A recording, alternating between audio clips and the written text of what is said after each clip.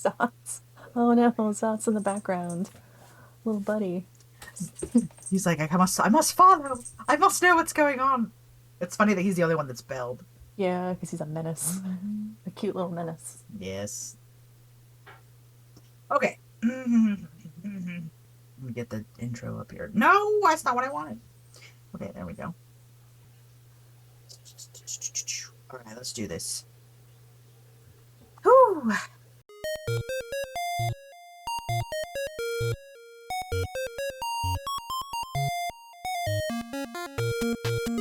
Hello, friends and fiends. Welcome to Bugs Need Heroes, the podcast about insect superpowers. Each episode, an artist and an entomologist team up to illustrate the inspiring abilities of insects by creating bug-themed superheroes. I'm Amanda.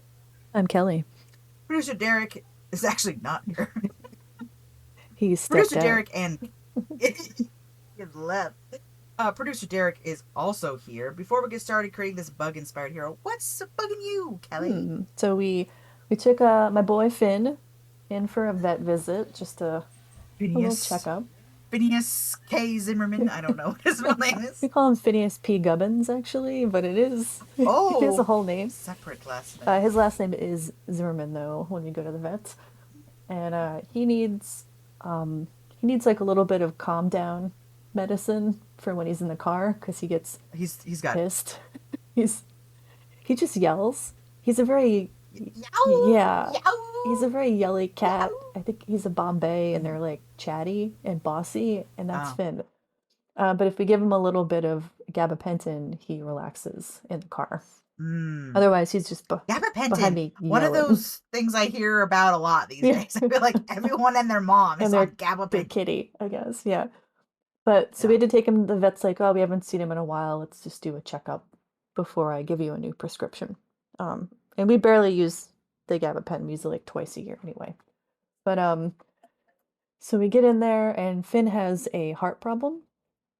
So Oh no, little he has buddy. since we got him, he has a cardiologist, and Just like his mama. yeah, just like his mommy has a heart murmur, and and he had heart failure at one point.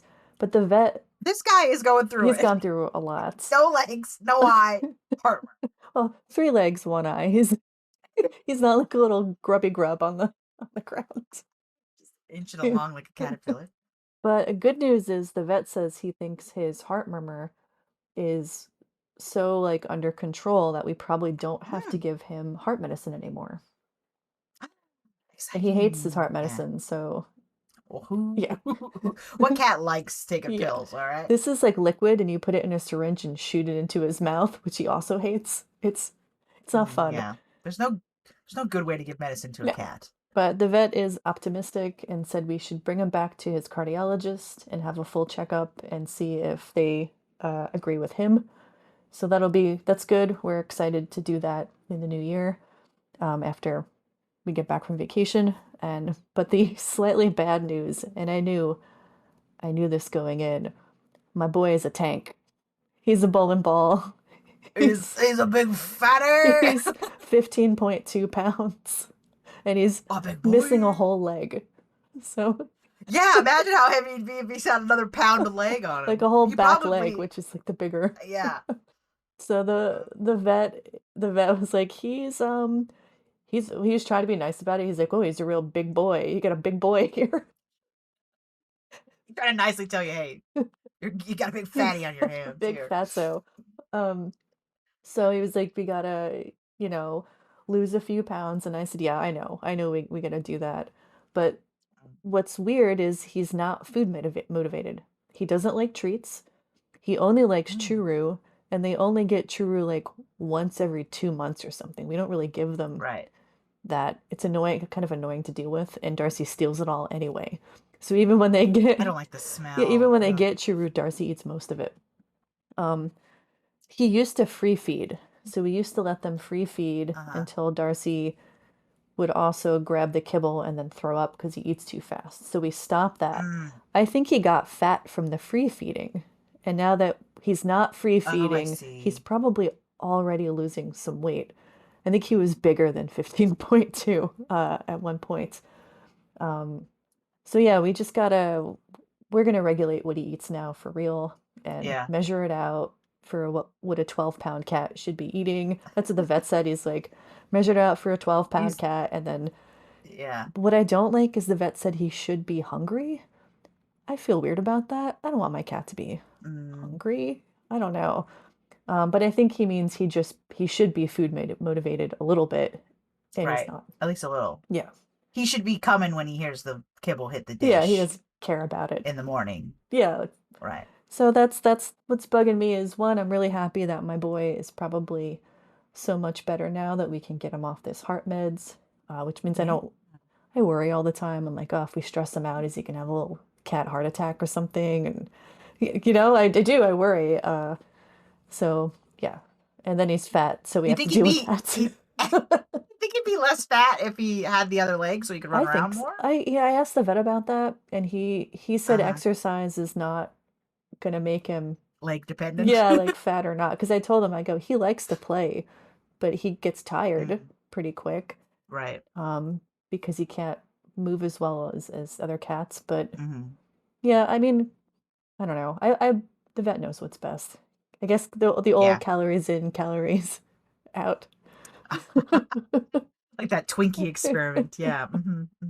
But Finn is Ah, not a sealed, vessel. That Twinkie experiment's stupid because it's like a very, I'm not gonna get into, yeah, there's yeah, like a yeah, whole yeah. bunch of We don't need to. We problems don't need to get into the science of calorie with that intake. Yes. nonsense. But either way, my boy is a tub.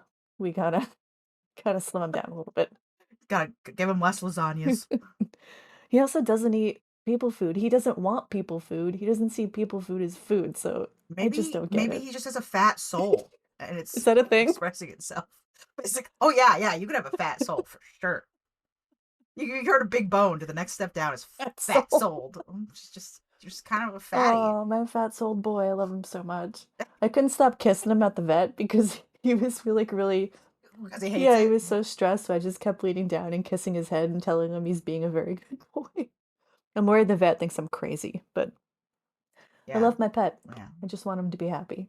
I You know, think that's reasonable. what's, sorry everyone having to listen to my cat rant. What's, what's bugging you, Amanda? Speaking of cats, as you guys, as well documented on the podcast, know that I am scared of cougars. I like cougars, but the older I get, like for some reason they freak me out. You And do have a we've bit had of a a weird cougar. obsession with cougars. A Something concern. about it freaks me out. I don't know what to tell you. This was not a problem until I was probably about 32, and then all of a sudden I was like, well, what about the cougars? Um, because cougars are where you find them. And unfortunately, a cougar found a woman in Colorado, and now it's on my brains again. It's on Didn't my mind. turn out well, I'm assuming. Unfortunately, not. Not for her, and not for the 2 or 3 cougars that the wildlife Oh, had to people put down. removed. Because what if that was the cougar? There's like this weird superstition around, like, now that he's tasted human flesh, he will become obsessed with and I'm like, that's not how it works. This isn't, Popeye's chicken, where like now I've eaten it, now all I can think about is Popeye's. But maybe we're They delicious and I just don't they know. might realize that once you take one human, Humans that can humans be. can be food, and that's not what you want going through their brains. Yeah, that's It's not fair. that we're the most This is like when delicious, but I mean, we could be. I don't know, but I don't think I doubt we are. I don't know. Maybe Americans are. We have a lot of like sugars and fats floating around inside of us. It's like when you find out that like jaguars exist in like the lower states, mm. like Arizona gets jaguars sometimes, and that makes me worry that we're gonna get, like growler bears, Oh yeah, grizzly bear yeah. plus like I can't think of a worse combination than polar bear plus grizzly bear, except for maybe possibly the cougar jaguar. Well, they can't interbreed anyway, so you don't have to worry about those. Which Too makes far no apart. it makes no sense. Genes. I know we've talked about this on the podcast before, that like genes are crazy. Genetics don't make any sense to me. Because like for me, I look at like a cougar and a jaguar makes sense to me. They're about the same size. They're both cats. Does a They should does be a able. cougar and a house cat make sense to you?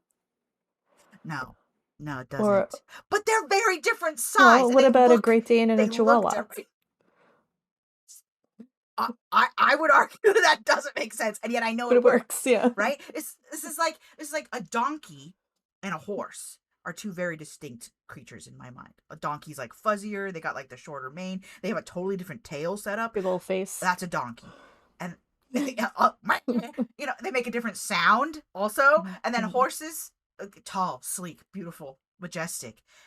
It feels like those are two things. Okay, those are too far apart. Those can't possibly make another creature. Look that different though. Not different enough. But that's why we can't go by looks. They look as different as a jaguar and a cougar does. I would argue that a jaguar and a cougar look more alike than a donkey and a horse. A cougar, and yet a donkey and a horse is like stout and has a square head and is like a boxier cat. I've expected a cougar with spots any day. Also called a mountain lion or a ghost cat or a swamp cat. Yeah. Lots of names. They got a lot of names. Depending on where in the country you are. In case someone doesn't know what cougar means. But yeah, mountain lion by me. Oh, yeah. But like I remember like when I was a kid, there was always a rumor that a cat and a rabbit had a baby, and it was called like a cabbit, and I was always like, that's not how genes work, you guys. But like maybe they do, because genes are a mystery, and I simply cannot be convinced that they're not just random. A cat and a rabbit would be kind of cute. A cabbit, yeah. That it would hunt itself. It doesn't make any sense. It would be like, I'm delicious. It's a ruthless cannibal. Rabbits, I feel like, are already cannibals. Yeah. Like, yeah. Aren't they one of the rodents don't care. Rodents will take you out of the that's a whole nother family tree like that. A whole nother side quest is herbivorous animals are never fully herbivorous. So right, you ever seen a deer just take a chick or a baby rabbit exactly or whatever? It happens. That's why people, whenever I say stuff like that, like a deer will eat meat if it gets the chance. People are like, no, a beautiful, peaceful deer. I'm like, absolutely. You ever seen a deer chewing on a couple bones? Because they do. They absolutely do. They're like, herbivory is a lie. Not obligate. No, yeah. They just hunt the plants because the plants can't get away. We're not talking herbivory today though, and we're not talking deer. We're not talking munching on baby rabbits. I mean, a lot of bugs do fulfill that niche in the neighborhood of just eating everything that no one else is eating. But that's not what we're doing today. Is our bug herbivorous today? It is herbivorous. But today we're covering kind of an interesting topic, and this bug is our example of sort of I guess we'll the Lazarus effect here for wildlife and plants. So sometimes we, as scientists, and also you'll notice sometimes this gets a little bit funky. So we're talking about the Lord Howe Island stick insect, and this bug. So it's pretty classic stick insect. Everyone knows a classic stick insect shape, I'm assuming. And we thought it was extinct. And I'll tell you the story of that, but it turns out it's not. And this happens a lot with other animals, and it's happened with plants before, where we lose track of something, we assume it's extinct, and then it kind of shows up. It's coelacanth, I think, is like coelacanth really is the classic example. The classic example, like, oh, I thought you were dead, bruh. And he's like, no, I've been here. I'm just in a cave in a really like remote part. Coelacanths live in like really deep cave systems that are very difficult to get to. One of them just happened to come out, and I think, what is it called, like a river? Prehistoric level of the sea. So we'll start with the home of the Lord Howe stick insect. You can picture this. I was just thinking, I don't know if anyone else listens to The Dollop, where with Dave Anthony and Gareth Reynolds, and Dave always starts out just screaming the date. So we're gonna go with 1918. Yes, we are aboard the Scottish supply ship, the SS Macombo, and you're headed towards Australia, and you end up shipwrecked. Bummer. On Lord Howe Island. So I had a bunch of sailors there. They shipwreck in 1918. They're waiting for rescue, and they start to, they need to eat while they're there. They run out of supplies. So what do you do, Amanda, when you run out of supplies? you eat everything Well, you don't want to know what I do. on Yeah. on the island. So I start sizing up the other crew members is what I start doing. I start saying, I don't know, Joe's looking pretty pretty delicious yummy right today. now. Nom. So they start looking around the island for what can they use, what can they eat, and these stick insects are very easy to catch, and they use them for bait for fishing. So Oh, okay, that makes sense. I was like, I'm pretty we're not hungry to chopping just on them. pluck just pluck one off a bush and ow, delicious. Yeah, we're not chomping on them. We're using them for bait. Um, and they did this pretty consistently. They did a lot of fishing. They ate birds that were on the island. And aside from the human use of the Lord Howe stick insect, we also have the introduction of the black rat. Ratus I assume the ratus. black rat was wait, his name was Radis Yes, its Radis? genus and species is Ratus ratus. Very lazy. I love when you find out that the like fancy Latin term for something is just gorilla, bear, Ursa, Radis Ursa, Radis. Ursa, It's yeah. so funny. Ratus ratus is the black rat's genus and species name. So he was on the boat and he got off the boat onto the And island. you know what I happens assume is when what's a happening few here. rats get off a boat onto an Oh, island? do we know what happens when a rat gets off of out of place? So Hello to the my rats decimate the local populations, I hello to assume. fellow New Yorkers who know Hello. what rats He's do. got he's got a pizza the size of himself. He's going. He's got a bagel with locks on it. He's ready to roll. But unfortunately, you get to Lord Howe Island, right? There's no pizza. There's no bagels with lox. There's only stick insects. Shame. So it took them 2 years, Amanda, to completely wipe out all the Lord Howe Island stick insects. Oh man, that's fast. I feel like they usually hang on a little longer than that. Yeah, But I mean, it's an island. Where do you nowhere go? to go. They're gonna find you. They also wiped out 5 species of bird and 13 other species of invertebrates. Ratus ratus, my friends. Yeah. Like to extinction. They're Extinction. not found on any other No. islands. That's Not wild. even local. Yeah, Wow. sometimes we have We local are extinction, but these were right. Like, oh, we can't find any, the turtles are off this island now, but the turtles exist on the next island over. But this is straight up like these animals are just gone because the rat. the rat We don't give the rat enough credit for being an absolute menace. freak. An absolute Like, we menace. talk about the bubonic plague and rats a lot, but I'm like, they're out here wiping out whole Yeah. islands. Well, I mean, there was a big rat problem in Hawaii as well. Rats are really when we talk about invasive species on this show, and we've talked about this We should be talking about rats before. more. They breed very quickly. They're pretty Yes, small. They have infamously lots so. of places to hide. They're They're smart. smart. Rats are fairly intelligent. I'm not sure what the natural predators would have looked like for them on Lord Howe Island. I don't know what other mammals were there, or maybe some snakes, reptiles kind of thing. It's funny. I mean, rats feel fairly low on the food chain to me, and yet if you just Little don't have mammals, anyone yeah. to combat them, yeah. Yeah. Mm, So when you don't have any natural predators, I mean, a few yeah. birds might So eat, young rats or whatever, but I'd love a book where they go back in time and they accidentally bring a rat with them and destroy the universe because they ran a rat. They're like, oh, T-Rexes don't exist anymore because a rat a rat got got out. loose. Yeah, a single Two animal, a ratus single pregnant ratus rat. is just the Yeah. the eradication.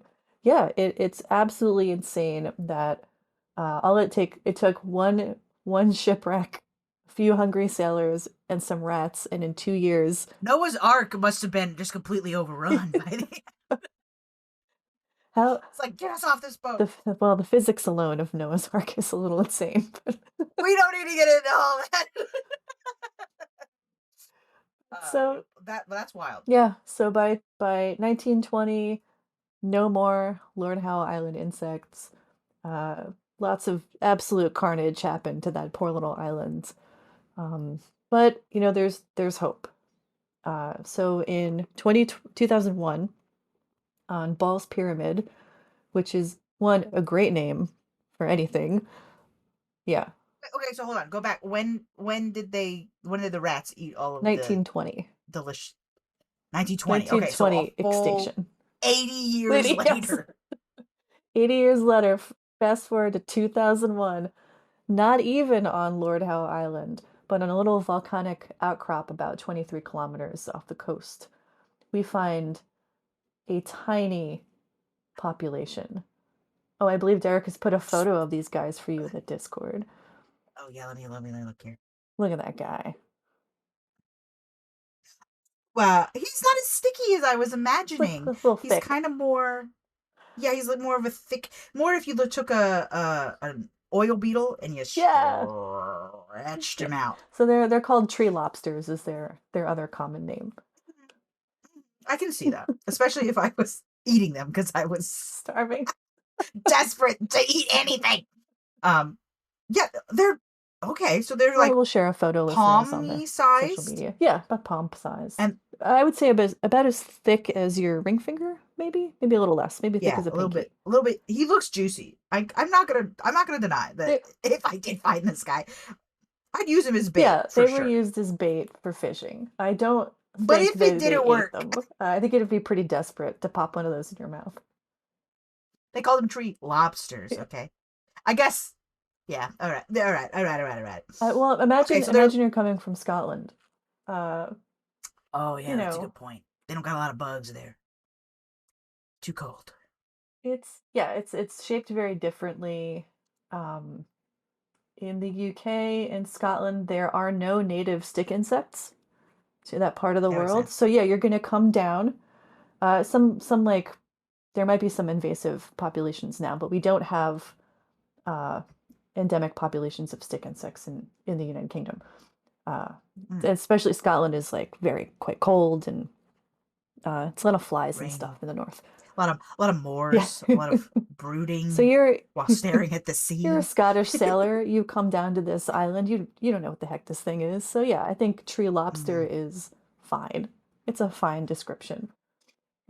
So anyway, 2001, there are some researchers out there on Ball's Pyramid, which is again a volcanic outcrop near Lord Howe Island, and they find on a tea tree bush between 24 and 40 individual Lord Howe Island so insects. a quite small, like a Tiny. bush with some guys on Yeah, it. Interesting. yeah. Uh, The last survivors. it's So for 80 years, they've been hanging out on this one bush, hiding from the rats who didn't make it to this did make one this little outcrop. tiny. Well, what's fascinating though was before we found this tiny group of living specimens, in 1964, they found a couple dead ones in that area. Climbers, Oh, just climbers so they did. thought There's hope. maybe they're here, maybe But they, they're out here. This is like when you see a thylacine photo that's like a yeah, blurry, and you're and like, they're like, they're ooh, still out there. Go on. they're like that blurry I'm photo looking at this one. of I Sasquatch. hope they don't Yeah. find them.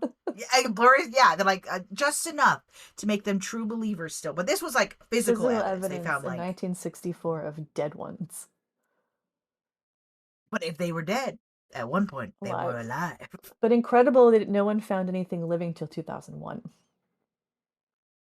Well, maybe they did though, and they had the good sense to keep it to Maybe. themselves. Yeah. Like, because we've talked about before, like, if I'm not a scientist, I don't know Yeah, I don't know. This that guy's this endangered. bug. I don't know what this I don't is. know this guy's like a rare discovery. There are I have no examples. There idea are examples of other animals that I will say that we wrote we off. wrote off as I'll say scientists and maybe Westerners, and but the indigenous people of the area are like, "What the hell are you talking about? That thing's always No, been they're here." right over Yeah, there. It's in it's that that bush guy. right there. Yeah, There's at least like 24 of them in that yeah, bush. yeah. So sometimes if we don't talk to, I mean, not in this case, like no one's living in Ball's Pyramid on this volcanic chunk, but 20 by 20 it square does is the ocean. happen that we assume something is gone, and really had we just spoken to the people who live there, you'd find out that it's I around. mean, it was one of the things I really liked when we talked about Sibylla Hmm. is that when they went to Suriname, she was Oh, very very involved involved with the with the locals. local Yeah. people and said, "Hey, tell me about the bugs and the frogs." She was also very into frogs, but like, tell me about And the plants. creatures that live around Yeah. here. I don't want to talk to these Dutch jerks. Yeah, they don't know I anything. don't want anything to do with them. I want to talk to you. You know where the tree lobsters are. Tell me about the tree lobsters. Pretty incredible. So everyone was pretty pumped. Scientists were like, "Oh my God, I can't believe we have 23 of them on just one bush, holding out hope." So the Melbourne Zoo in Australia, shout out to our Aussie listeners, they started a breeding population in 2003. So they, Trying to gotta get those numbers yeah, up.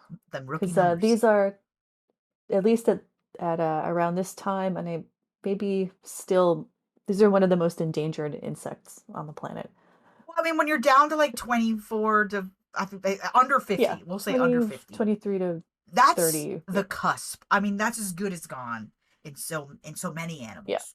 You know, I try to remember how low they got cheetahs down to like a really low number at one point, Wasn't and cheetahs like a then dozen? they, Something terrifying, it was something something really horrifying low. because Or like 50? I think it was like I think 50, which is still bad. there was worry that like there was going to be too much inbreeding if they even tried to bring cheetahs back, you know, and luckily they what's the term, bottleneck? I think Genetic genetic bottleneck. See, bottleneck is you what know they're talking about. genetics a little bit, Amanda. After Stop our about opener. No, I see. I'm at the other end of the Dunning Kruger. I think I'm on the downturn of it, where I know enough where I'm like, this stuff's crazy. I don't even know anything Do about you know this. enough where you can throw a couple vocab words out? Yeah. Yeah, exactly. I know enough to know like a couple Yeah. anecdotes and to understand that if your parents have a different blood type than you, then you're either a freak or somebody's Or the lying. mailman has made a visit to your The home. mailman has visited. He has delivered a package, as it were. Yeah, I guess now it wouldn't be a Yeah, mailman anymore. It'd be your UPS driver or your Amazon delivery would drone. be. You might. The Amazon delivery drone is unhinged. I love that. He's like He's just drone. flying in. You're looking very saucy today. It's the future. Oh The my! future is I remember. Amazon delivery drone insemination. All right. Okay. Yeah, so they Melbourne Zoo researchers in the Melbourne Zoo come and grab a small amount of them in 2003. By 2008, they are reintroducing zoo-born Lord Howe in, Taking him outside. yes, putting them back on it. Now they're reintroducing I specifically to Lord Howe Island. So not, to the big yeah, not to one, Ball's the Pyramid, big the big island. island. Yeah. I'm assuming at some point they took care of the rat problem in between in these 80 I hope years. so. No one even can. That's the trouble. Is you got two stick insects left, and you go, oh, we gotta hope. But if you leave two rats on the island, Just you start it don't all have over a hope, again. baby. You just start again. Yeah. Yeah, so they I It's love amazing. this. I love that one, there were some still hanging on, right? And that we were Yes. able to, through captive breeding, bring them back. Now I know zoos and aquaria are a controversial topic, and a lot of them, I think rightly rightly so. so, a lot of them Hmm. are pretty bad, but captive breeding programs like this are incredibly important for conservation efforts. Really, really important. I mean, the thing that zoos do that is good is that they spread information to the public about animals that need help, Yes. and that is And truly their they greatest foster service. wonder Is make in children. They foster, Yeah. I can't remember what the quote is or even who said it, but I remember once hearing that like, how do you make a child care about the plight of the panda? They have to see the Mhm. panda. So put the pandas in the zoos so people will care about it, And I feel that way about a lot of animals. And it's hard to get that sort of motivation for a A bug. bug. Yeah. And I say that as a co-host on a bug Well, podcast. you've come a long way. Look at your Typically, journey. that's true. And I can even start off like anti-bug, and now I'm like pro-bug. Now I'm like in bug life. Live that bug life. I'm living that bug life. Bug life chose me, Kelly. How it is. You Um, don't choose the bug life. It definitely chooses you. It's just the way it goes. so now that I'm in bug life, I'm aware of like people, oh, what are you up to, Amanda? I'm like, oh, I'm on this bug podcast, and people are like, oh, bugs, and I'm like, girl, listen to the podcast, They're you'll hear about how amazing. great bugs Yeah. are. But I can see how if you presented this chunky little guy, and we're like, this guy needs our help. Mhm. There's He only also has a sweet little 30 of face. them left. Oh yeah, I haven't really seen much of his face yet. I've only got this one He's got a black he's got a little lobster. bit of a round, sweet head. You know, a bug with a little round head. I do love when they have a little round head. Oh, and I'm looking now so I can see his little face. Oh yeah, he does kind of have a sweet little face. See? And I know Mm, this is they're also big. part of the way the podcast works. And you didn't think bugs had a sweet little face before being No, on the I show. definitely didn't. The closest you get is maybe like a ladybug, Yeah. because they're like popular in media. But no, that's exciting Yeah. that we were able to recognize this bug and take it. We're the ones who brought his greatest enemy to Yeah, his we door, brought him the and rat. now we say sorry about that. Our bad. Sorry about our buddy the Let us rat. fix the problem. You know what? That was our bad. You know what? Let me try and make that up to you. So, are the populations doing well now, 20 years later? Well, they've since the program began, Melbourne Zoo has hatched about 14,000 nymphs. So they're You have to assume a lot of those are getting eaten. yeah, the Well, I don't know what stage they mortality release. is always high in insects. In the wild, Yeah, it's that's usually kind of the about gambit. 20% or so make it through generally. Uh, but what's great though is that it's not just Melbourne. So the Bristol Zoo in the United Kingdom is doing this. Here in the United Oh, States, and then shipping yeah, them yeah, back. here in the United States, the San Diego Zoo is breeding the Lord Howe Stick Insect. It's really like a wonderful, um, international grouping to do Global this. phenom here. It's great. We this captive breeding is fantastic. We did a similar thing here in the United States with the condor. The California condor had very, very low We have California numbers. condors here at the Oregon Do Zoo, you? Are they breeding them and there? Do you know? I believe they've released several. Awesome. I don't know how many. Like a significant amount of the wildlife of the wild population is directly from the Oregon Zoo. They have some sign, Yeah, to outside talk that about it. shows like, hey, one out of every eight condors, a condor in the wild is from the Oregon Oh, Zoo. that's So great. they've The been ones that you can see at the zoo are the ones that failed out of the breeding yes. program. Okay. And the same thing with our we have 3 bald eagles as well, and they're just not releasable. Mm. But they've rehabilitated several other large birds. Well, that. There's like a whole animal hospital on the Oh, Oregon Zoo wow. campus that is not on display at all. It's just like in the back, and like they'll post pictures on the Instagram or Mm. Facebook or whatever, and I'm like, "Where's this animal?" And the answer is it's in the hospital, and it's not on display because they're hoping to release Yeah. it. Well, that's another So important thing about zoos is that and aquaria is sometimes you put animals mm, in there that just physically they can't make it in the wild anymore. yeah, It's better than yeah. One of our euthanizing bald them. eagles like doesn't have a wing. He's a Oh Phineas. He just no. has like no wing, and it's really interesting to watch them get around their enclosure with They're like very pretty adaptable. severe pretty severe like physical handicaps on a bird that would get them killed in the wild, but they're able to do pretty well in this, adaptable space. Last time we were there, 2 of the bald eagles were like having a fight. Oh, wow. I was like, you need to chill. They're like, let's go. And we saw a wild one on the way to the zoo. It was a very bald eagle-y Oh, day. nice. Bald I eagles feel like I never saw bald eagles as a kid, but I'm starting to see them like uh now as an bald adult. eagle populations in the United States crashed due to DDT. Yes, that was the chemical that made their eggs Yeah, so soft, when they sat or on them, something they to that effect. crushed their own eggs. Yeah. That's And it just wasn't just bald eagles, it was other large birds as well. Some wading birds, like herons, had a problem. yeah. So any big boy can't sit on the Yeah. eggs. But now the And then we got rid of the DDT and DDT. populations resurged. They're all I think they're at healthy levels in most places now, Mm, likely everywhere. If you interesting. go to Alaska, the bald eagles are like rats. So depending on where you Oh, are, really? They're everywhere. They're there's too many of them. scavengering. Yeah, Yeah. yeah.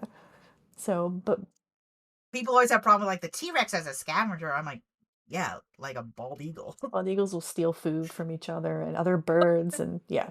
But I mean, all that to say that the having the opportunity to do captive breeding really does help bring some species back from the brink of extinction. Um, but there are certifications you can look at to make sure the zoo or aquarium that you're visiting is on the up and up and not, it's not Tiger King out there. You got to be careful. Oh yeah. Yeah, that's the other thing, right? Is there's like more captive tigers in the United States alone than like in all of the wild by like a lot. There's like 5,000 wild tigers and 20,000 captive ones in the United States alone. Like it's Well, wild. maybe we don't Um, know what those exact numbers are, but I don't know what the yeah, numbers are, it's but something I know it's crazy. I know that the ratio is something like that, where very there's like wide. a ton of captive ones versus not that many in the wild, because that's like like a habitat thing, Yeah. right? And we haven't done a good job of restoring Uh, tiger habitat. it's not just about habitat restoration for tigers, it is humans encroaching on their, there's Right. just not a, there's a lot of people in parts of the world where Yeah. tigers live, in India, and Yeah. there's going to be some overlap there and people and Right. And a lot of tigers, cultural cultural things. fear around, how people feel, how I feel about cougars. So I understand. I thought I get it. Trust me. I also don't want to be eaten by a large cat. I had watched a documentary a few years ago about a particular place in India where the tiger would come into their village or town in the evening and they just let it. So culturally, it probably depends on Right, where you, right. And whoops, I bumped think it, there was bumped the mic. I think just last year they lost one of like the big mama tigers who had like successfully raised several Mm. litters. And so like people were aware of her and were like, oh, she's, like what you say was Wisdom the Oh, albatross. Wisdom the albatross. Yeah, but They're this is like, a before the show chat yeah. for the listeners. But Wisdom, Oh, yes, yeah, sorry. Wisdom the albatross is one of the, I think, the oldest albatross, and Yeah. it was still, as of a few years ago, breeding. Um, That's wild. yeah, Grandmama out here saying, you guys don't know how to do it. I'll do it. I'll do it myself. I'm Wisdom the albatross. I don't know why I sound like this, but I do. she's probably around 75 years old. It's Yeah, wild. yeah. I know we always think of like as humans as like a fairly She long-lived animal. scientists think Wisdom was born like a year after my parents. What a thing to think That's funny. about. Think about your mom and dad having a baby right now, and Wisdom's just out here doing it. Yeah. Well, she was, oh no, she was banded in 1956 when they think she was around 5. So, Okay. So there's not even really any telling exactly how old she is. yeah, yeah. That's crazy. Well, like and then someone, maybe it was San Diego, just lost a Galapagos tortoise that was like 150 Wow. as well. Yeah, that's wild to me. It's wild. That's That's wild. Isn't 100 that crazy? or That this whales that live to be 200, or just Yeah, or like the old like Greenland sharks that they like pull up and they're like, oh, this shark was 300 years old. And you're like, put that guy back. excuse Leave him me, alone. put him back. Let him enjoy his Him. twilight years. We don't drag that guy up here.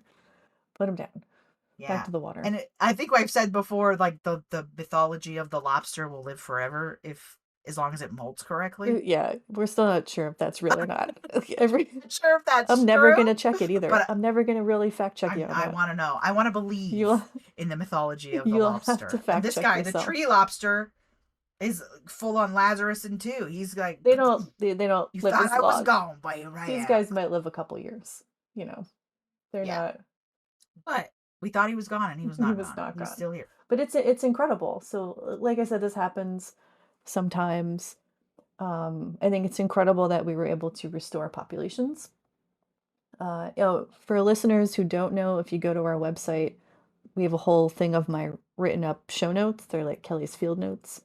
And I do have a couple journal articles listed if you want to read more about their captive breeding program, and that kind of thing. So, Amanda, I thought you would like to know a few of the other animals we thought were extinct. Yes, hit me with those animals that pulled the gotcha. Well, the on gotcha. us. While you draw, I'm assuming. Oh, do you want to do Yes. let's do, before I do that, let's talk about superpowers for this Yes. guy. Yes. So, certainly climbing. Lord Howe Stick Insects Yes. are incredible little climbers. I just read something about stick insects in general. It was a journal article where they talk about, because they live in like trees and bushes, and there's always gaps, and them testing. So first of all, most stick insects, I should never say all because there's always going to be one, tend to sway. So they sway back and Yeah, forth. they do that sort of dance to look like a stick in the wind. Like a branch moving in the wind. Yeah. So don't mind me. I'm just look a at me, stick. I'm a stick. But while they're doing that, they'll also start extending a leg to get over the gap to the next plant to like the next leaf or the twig or whatever. Oh, So I they see. like So they're they do swaying, like a so you don't little notice bit. the incremental. I am moving Yeah, actually, but yeah, you can't notice. which is kind of Interesting. cute. Obviously their camouflage is great. So Lord Howe Stick Insects, when they're juveniles, so before they reach adulthood, they're pretty active during the day. So they tend to be green, like the color of leaves or the color of young branches. And then when they reach adulthood, they are nocturnal. I was gonna say all the pictures I've seen have been very You're dark. seeing adults. They, A daytime yes, fella is green, but a nighttime fella is almost this dark black. black. Yeah. It's The cool. nightlife of an So you adult. could Yeah. really. He's out. He's clubbing. Uh, so if I see any green ones, those ones aren't fully grown At yet. least Is for it instars or it is a nymph. I assume Nymph. instars. Okay. So he's starting the same shape and just gets Yes. bigger Yeah, every yeah. Maybe time. he has a couple wing nubs while he's growing, and then he gets full wings as an adult. Um, Incomplete it's Gold metamorphosis. Star, Amanda. Woo!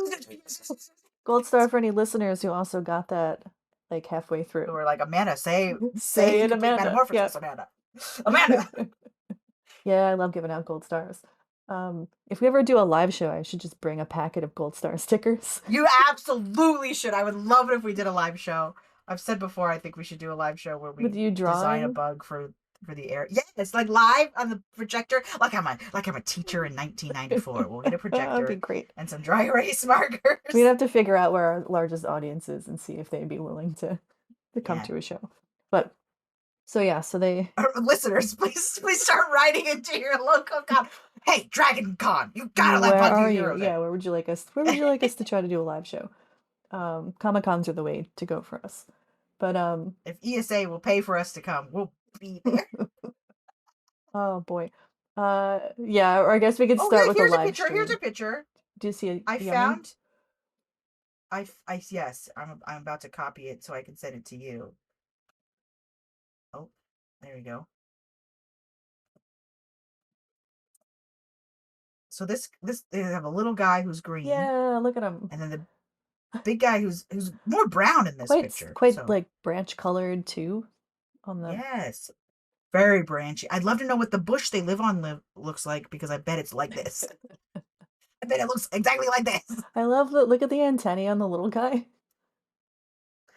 Yeah, I swear I had this as a toy as a kid. Probably. I think a lot of stick insects look very similar to each other, so Yeah, that's yeah. probably true. That's probably what it is. Uh, yeah, so Because you say stick insect, and I tend to think more of the long, spindly guy. yeah, we have the But eastern, I think it's the common stick insect or the eastern insect here over in the northeast, which is the long, skinny version you're probably thinking of. yeah, does this guy do that like scorpion posture that I often see stick insects doing? I'm not sure. I'm not sure if this guy Hmm, does that or not. I'll have to look. Yeah, there Okay. are some stick insects and related groups that pretend sometimes to be a scorpion because Mhm. you don't want to risk it. Why wouldn't Yeah. you? Why wouldn't you? Why not? Love a little mimicry. Any chance is better than no chance. And then so this is another pretty common thing stick insects in general do, but they will play dead when they're threatened. That's called thanatosis. Thanatosis is your vocab word for the episode. Thanatosis is when your breath is so bad it kills someone. So they have to play dead so you'll walk away. Is it called thanatosis when like a possum does it too? Yes. Yep. Yeah. Possum, Interesting. hognose snakes, if you're here in the Northeast, they play dead Oh, as well. But yeah, so they'll just pretend to be dead because who wants to eat a dead thing? A lot of funny. insects, like predatory insects, are not scavengers, so it could be for that. Or bird. Also, if you play dead as a stick insect, you might just look like a stick. You may not That's really true. resemble food anymore. You may not even need to pretend to be dead. You need only pretend to be A a stick. stick, yeah. Males can kind of fly. If they're not great. Not the ladies. Ladies don't have fully formed wings.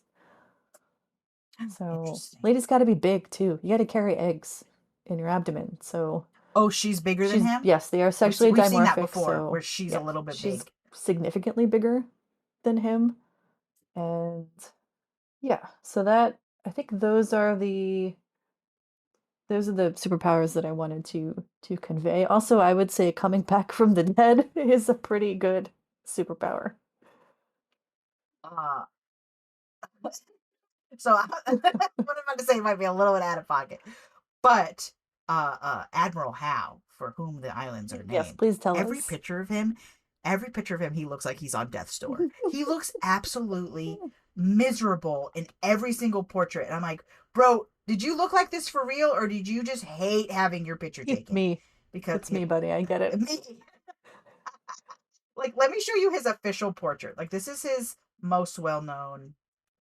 Oh, it's telling me my picture is too big. Hold on. I'm just gonna screen cap it.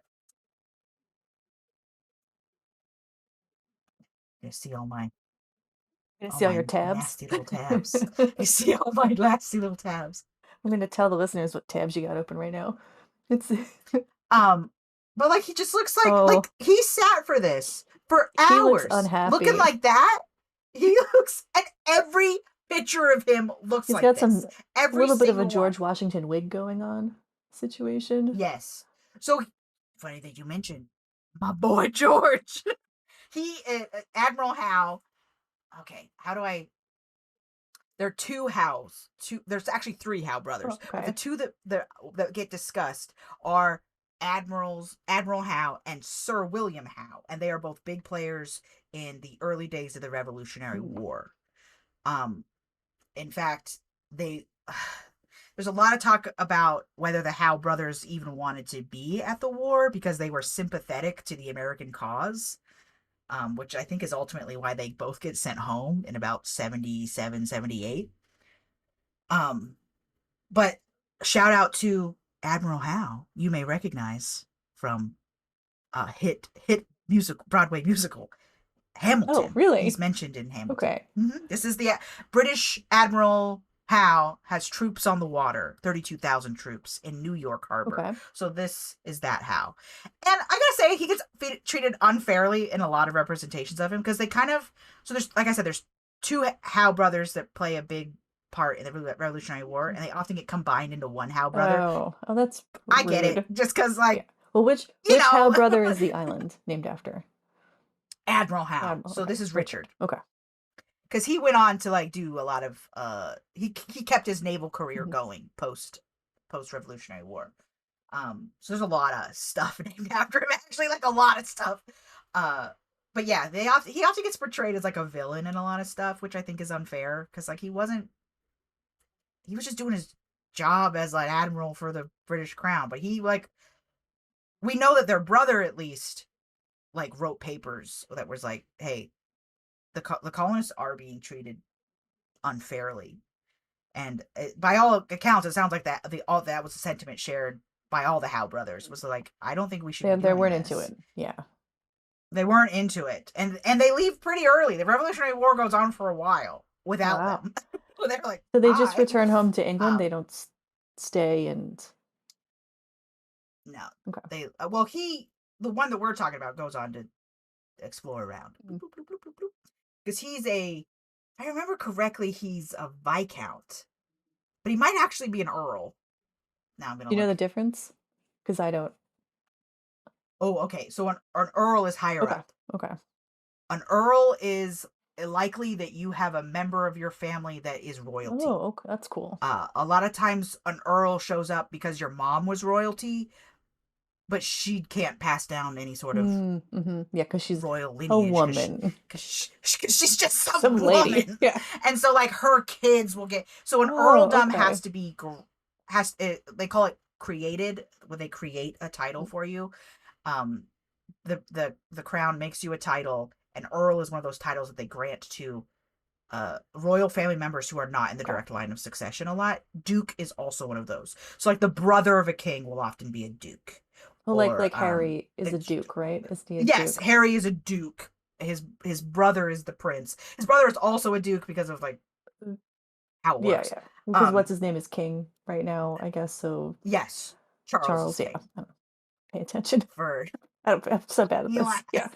because his dang old mom would not get off the throne. She was like, But no, that's really neat. So yeah, So the Admiral then if I remember decided correctly, to it was his be mom. an It was his explorer. mom. And we see this during this time period and before, that you just get these men in power who have money and are not interested in doing something else. They just start exploring.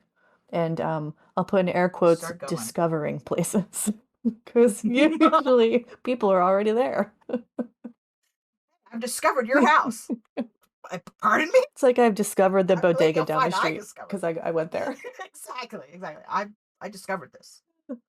I discovered Target Maybe a for couple just days ago. you. It's great. Yeah. Oh. And you guys have been sleeping on Target this whole time. Turns out I discovered it. And that means I own it. So when we started this and I asked Amanda to let's figure out who Lord Howe is before we talk about him. Is he terrible or not? Sounds like he's not terrible. Are there terrible I would say things he's as sneaking terrible. in? Yeah. I would say he's as terrible as anyone Yeah. else was at the time. Again, the Howe brothers seem to have a little bit of a abolitionist streak in them, but Like slightly better than but other dudes at also the rich time. guy in Yeah. 1780. There's only so much you can really expect from Yeah. him. But it sounds like they were pretty good comparatively. I think they were as good as Hamilton was, you know. Well, this is good. I'm glad For that at reference, least old that Hamilton. the Lord Howe Island stick bug isn't named after like a really horrible dude. Right. I have been making a concerted effort lately to try and learn the real names of things. Like, it's not Mount Everest, because why would it be called Mount Everest? People were Yeah, it looking already at had a that mountain name. for Yeah, it already had a name. Right. name. So like part of that was inspired by like some of these names have started to revert back. Like, hey, let's not call it the bald-faced Asian hornet or whatever it was, the murder hornet. Let's call it something else. So I've been trying to do that. Unfortunately I'm really bad at it. Yeah, I'm also terrible at pronouncing things like right. That's also another factor, is that I don't want to be going around and be like, actually, it's called this, and then be like just butchering the pronunciations on stuff. well, I live, as listeners will know, in New Jersey, and we are where the Lenape people are and were, and hopefully continue to be. And I live right on the Hudson River, and of course it's not the Hudson River. The Hudson River. It is the Mahakunatuk River. I'm probably sorry for my pronunciation, but yeah. So I try to like figure out what stuff used to be called. Just like if you go to Ireland and Scotland, there are some river names there that are anglicized, but they used to have Gaelic names. It's that way, unfortunately, everywhere. I also find it really interesting when a country calls themselves something else. Like, why did we decide to call it Japan when they refer to themselves not as Japan? Oh yeah. Why do we call it, what do other countries call us? I find really interesting. I think just Americans, we're just America.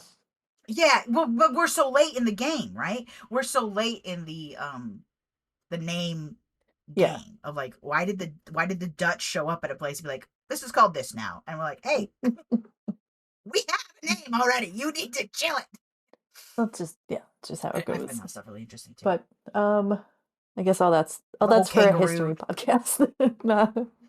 Sorry. Oh yeah. So I figured while you're drawing our little guy, we can go over a few of the other Lazarus. And if listeners don't know who Lazarus is, he's like a biblical dude who came back. He came back, I believe.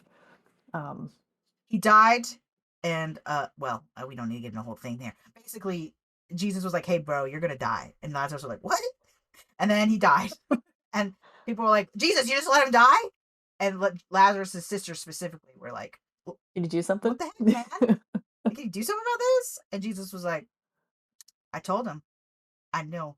And then my favorite verse is Jesus wept. So like Jesus goes to the funeral and is like, this is a dang old shame. This is a dang shame. I told him somebody should have done something about this. Someone should have done something about this. But also he like specifically also tells him, but don't worry about it, because I'm going to take care of it. Right? I'm going to take care of you being dead. And the sister's like, I thought you said you were going to do something about this. And then Jesus is like, I told you I would. I didn't tell you when. And then he brings Lazarus Oh. back to life. And they're like, what? Yeah, so he comes back. Jesus is like, Did anyone ask Told you Lazarus if he wanted to come back? yeah, honestly, maybe he was Maybe having he a good was time on pleased the other where he side, was. you know? I guess same thing. No one asked. First, no one asked for us to kill these animals or plants and then bring them back, but we do sometimes. Here we are. Or they just That's get what we do. lost and we find them. So we Yeah, it sounds more like we lost sometimes track we of just them, if I'm lose them. honest. Yeah. And then we pretend we brought them back, but with genetic cloning that's not real. Well, what's funny is that some of them, like, so there's like a peccary. Peccary is like a little piggy. The Chicoan Yes. peccary. We thought that guy, we'd only seen it in fossils. Did Oh, not know like it existed until we talked to some locals and found them in 1971. once again. Guys, locals are like, oh yeah, 1971 feels really late. yeah. Guys, fellas. That is interesting that you have a fossil record of it, and you would assume that it's like not, because Are fossils old. take a while to get Yeah, made. yeah. It takes a while to cook one up. Yeah, just So they've been hanging out on that island for a long just time. cracks me up. They're like, locals are like, oh, that peccary, that guy's over there. Yeah, I've got one as a pet. His name's Yeah, Pete. he's Sammy. Pete the Little peccary. Sammy's over there. He's fine. Attenborough's long-beaked echidna, we thought went extinct in 1961, but was rediscovered in 2023. How many creatures does Attenborough have at this point? Not enough. 20, I think is. Not enough. Every time I see his face pop up on my feed, I'm like, no, don't My you man dare. is 99 years old. Don't you dare. Yeah, anytime. Now he shows up in the news, my heart like jumps. Like, please. Yeah. He's still going. I think he's still narrating stuff too. Please live forever, David Attenborough. I think narrating makes sense because he could do that like in a chair with a microphone. Yeah, but sometimes we still see him like up and around doing stuff. It's gonna keep him alive. I think all that moving. He's like out there. He's doing these documentaries. He's constantly, his brain is in use all the time. That's what they say. They say the thing that really kills you is becoming sedimentary, like a rock. Sedentary, Amanda. Sedentary. I'm removing your gold star. I said like a rock, sedimentary. when you just start becoming a rock in a chair. All right, I'm gonna give you a different colored star for that joke. I'm poetic. when you stop like having friends, your partner passes, like, being visited by family, when your partner passes, when you stop having hobbies, when you stop doing stuff, like you got to get up and go bowling, babes. This is why part of and I've mentioned this before, I'm sure that we should be doing more to house the very young and the very old together, while the middle generations are off doing work. Yeah, we should be encouraged because they need more or less the same things: stimulation. A lot of old folks love little kids. Yeah, all these grandmamas and grandpapas, let them sit in a chair and watch the kids play. Take them for a little walk. Sign me up when I'm old. Yeah, exactly. That's what they need. They need walks. Both of them need walks. That's the thing. Friendships. Yeah, that's what I'm saying. Unfortunately, they require totally different permitting in the United States. Well, so it's really expensive to try and open a daycare for both the very young and the very old.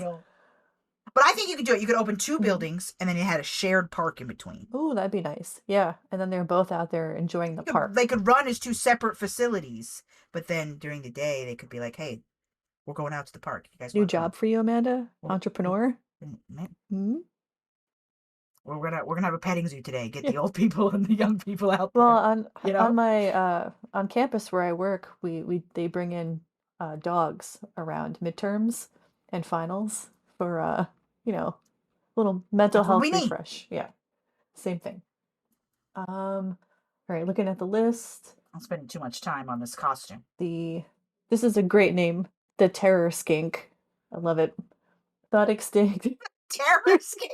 Like, finally, good golly, we finally got rid of the terror skink. The scourge is over. The scourge. 1876. He's gone. Thank the gods. What a monster. Rediscovered in 2000, though. He's back. The terror skink returns. The terror skink. Part 2, this time it's personal. Just there's just so many. There's so many examples. The another fossil one, mountain pygmy possum, my brain. Only found as fossils and then discovered as an actual living animal in 1966. It just doesn't make any sense. Yeah. Of course, the coelacanth, the Victorian grassland Famously. earless dragon, which is a little lizard guy. 1969, extinct, rediscovered 2023. Wallace's giant bee, because we love a bee on this podcast. Thought extinct in the 60s, rediscovered in 2019. So, So recently. yeah. Again, I have to come back to how many of these guys were out there and just the right person didn't see them. Yeah. I mean, it it just happens more often than you think it did. Of course, Wallace's giant bee, named after Alfred Russel Wallace, the other sort of our boy Wallace. Wallace, forgotten by history. But not in naming things, because we also have there's a moth named after Wallace, the one with the longest proboscis. We talked about him. He is the Tesla.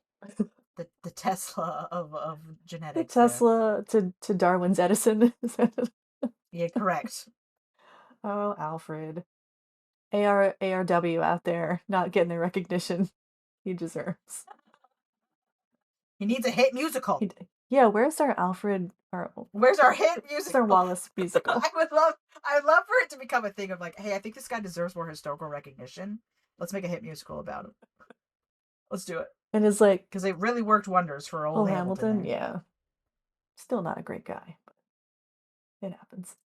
But recognized. Thank goodness we've recognized another white man. Thank goodness. But yeah, I have like a list of, and listeners will see the full list if they want to on the show notes page, but it's like over a dozen animals. There's also some plants I didn't list that have come back that we either didn't realize were around, or it makes no sense. That's why we gotta, like you said, Amanda, we gotta talk to the folks who live there and see what's going on, like our buddy Maria. Yes, correct. May we all be blessed by the spirit of Maria.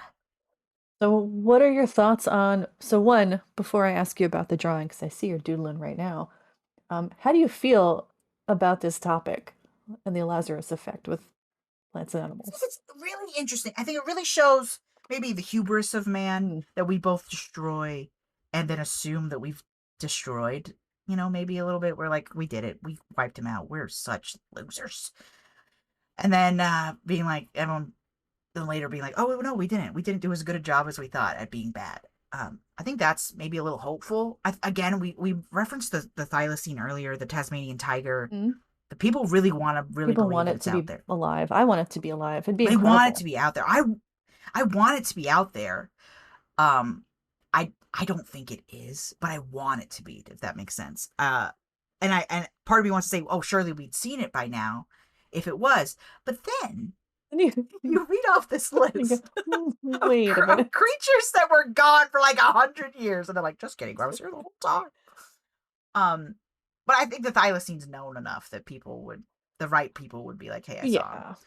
And a lot of these animals are kind of small, other than maybe the peccary or and maybe just, I thought I saw a lizard go by, but I didn't get a good enough look at it to be like, oh, it was the earless dragon. A thylacine is I should have pretty known. Noticeable. Right. Noticeable. The quagga, and there's always these sort of desire to bring it back in artificial ways that I think is really noble, but ultimately ill-conceived, because you won't really be bringing. Don't get me started on the absolute BS. I know that was the dire wolf. That was the dire wolf. Not a dire wolf at all. Serious. But there are ways, I think, where we can do that the right way, and scientists are working on it. I wouldn't be surprised if we get a woolly mammoth. Will not be surprised. I wouldn't be surprised if we get a facsimile of a woolly mammoth, the same way that we get. I know we love to reference our dual favorite movie, Kelly, Jurassic Park. My heart sings every time someone mentions Jurassic Park.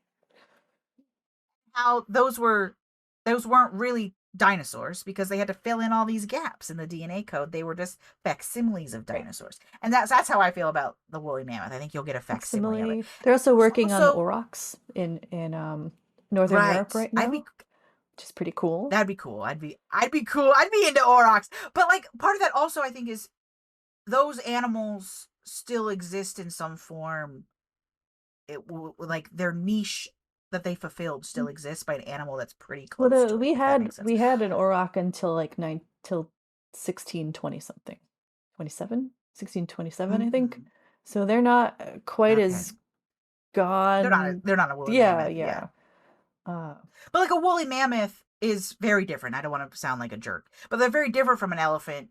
But like the role it played in the world was probably very similar to that of what the elephant does. Does that make so sense? you're talking about ecological niches now and how, yeah. Yes. And who has filled the niche that creature left behind? Like a mammoth went Well, extinct because the everything went extinct, problem, whereas a auroch went well, extinct because the we drove mammoth it went there. extinct because people drove it to extinction as well. We, Oh, I yeah. guess.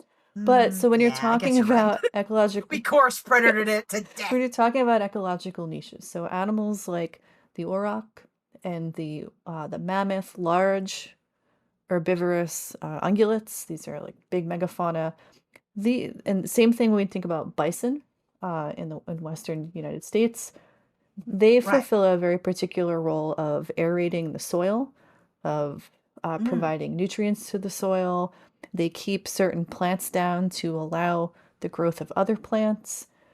These large animals are very, very important, which is why they want to reintroduce them. At least again, the what I know about the auroch that they're working on in Northern Europe and Russia, they want to like release them along the steppes. Same thing with the woolly mammoth; they want to put them in the Russian steppes because they have not had these large animals in a very long time, and their ecosystem is not what it should look like.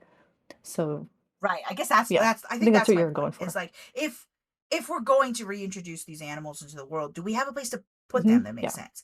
And sometimes we for do, an animal like a sometimes we don't. mammoth, it feels like that's a novelty and that's really cool, don't get me wrong, but like as far as like reintroducing it into a habitat, where do I Well, put a woolly that's mammoth? where it would be the Russian steppes.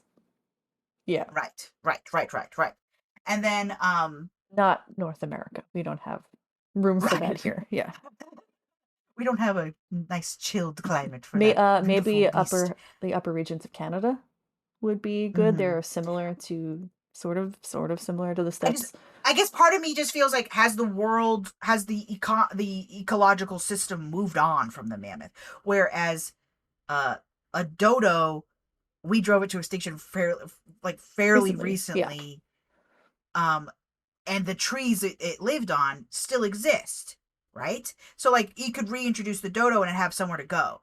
You could reintroduce a thylacine and have somewhere to Yeah, I go. think You it's could re important to think about where you're putting it and how it will affect the Yeah. ecosystem positively and negatively in modern Mhm. times. But again, I think we're still kind of far away from that, but I I think think we it's are far away coming. from. I think we're further than we think, but I think it is on the horizon. I think there is.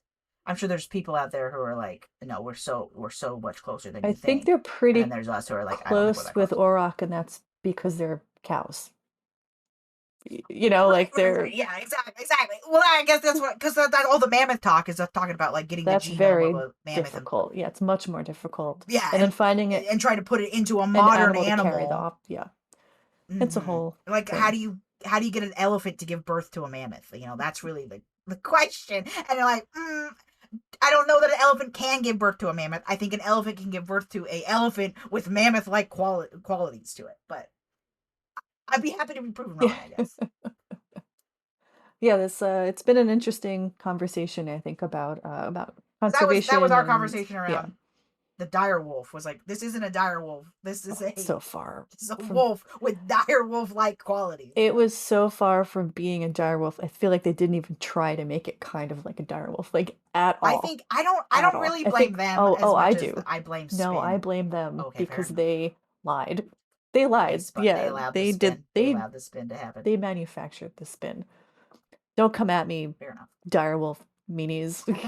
Get out of here. But so how How it, So I didn't really give him any powers, if I'm honest. I kind of just drew a guy with a stick insect because I think it was funnier that way. did you draw Lord Save. Howe? I just kind of drew Lord. Does he have the wig? Oh, he's got the wig, baby. It might be his real hair, but odds are it was a I think wig. it's At the time, Primo wigs is were always very in. that white powdered wig, right?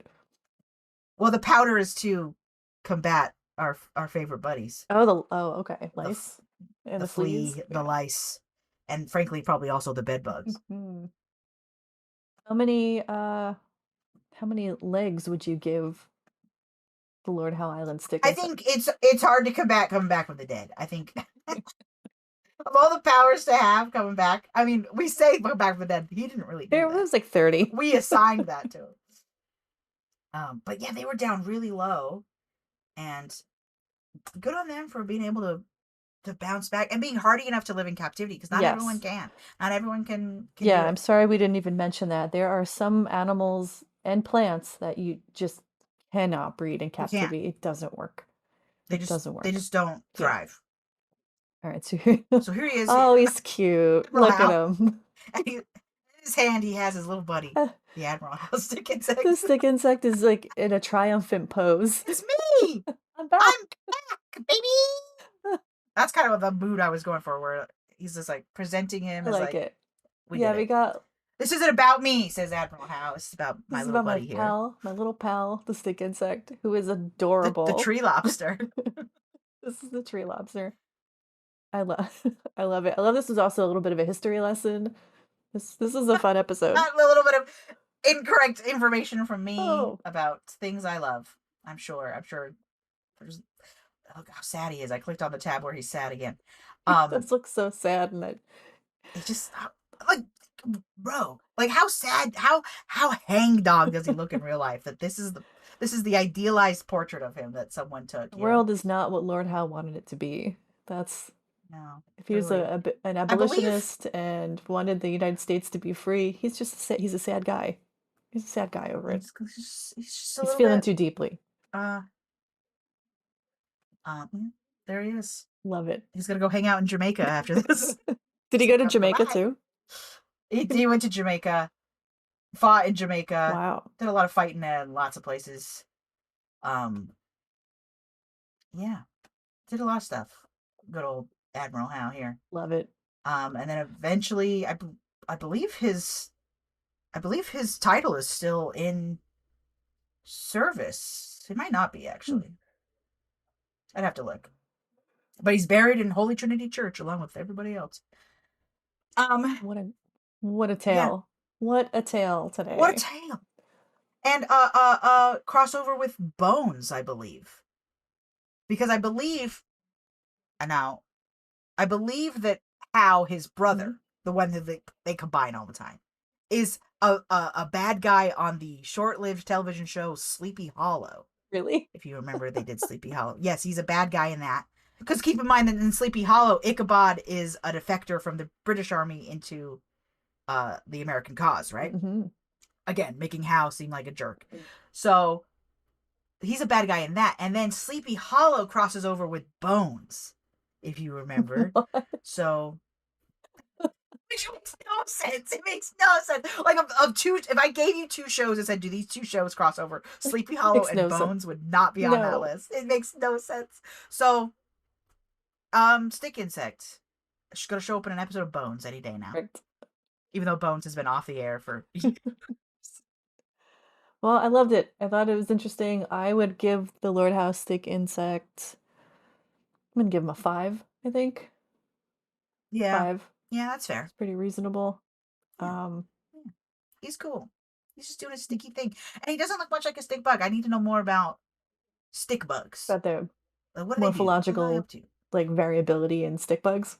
Because I feel like stick bugs, talk about animals that thrive in captivity. Stick bugs are in every bug zoo on the planet. Very easy pets. They're a common pet. You'll find them in zoos and museums all the time because they're super simple to take care of.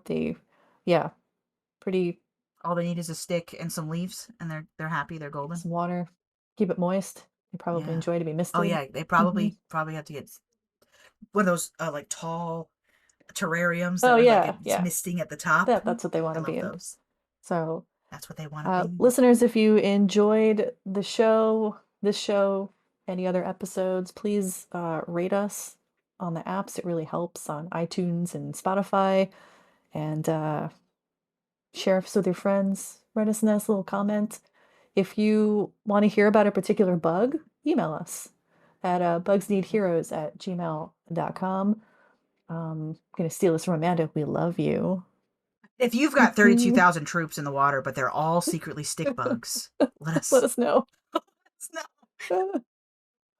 They're coming for us, the stick bugs. Bugs Need Heroes was created by Derek Conrad and Kelly Zimmerman.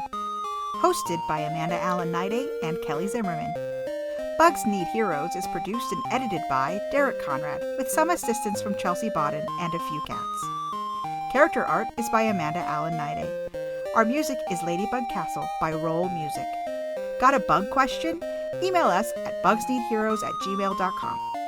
Check us out at bugsneedheroes.com, and most of the socials are under Bugs Need Heroes. Thanks for stopping by.